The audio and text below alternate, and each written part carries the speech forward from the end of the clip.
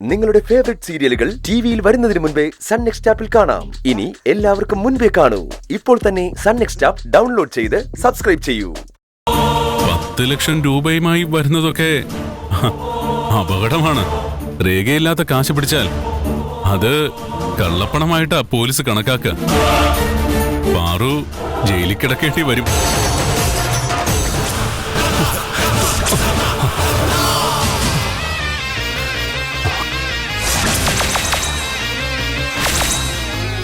നീ എങ്ങോട്ടാടായി ഓടുന്നത്?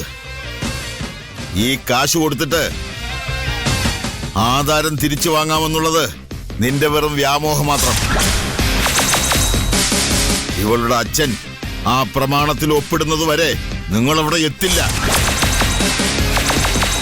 ആ ലാൻഡിനി രുദ്രപ്രതാപന് സ്വന്തം. ഇതൊക്കെ ഈ സാറിന് എങ്ങനെ അറിയാം? ഇപ്പോഴാ എനിക്കൊരു കാര്യം പിടികിട്ടിയത് പാറു. രുദ്രപ്രതാപിന്റെ കയ്യിൽ നിന്ന് അച്ചാരം വാങ്ങിച്ചിട്ട് ഈ ഏമാമാര് ജോലി ചെയ്യുന്നത്. അതേടാ, ഞങ്ങൾ അവിടെ എത്തും സർ.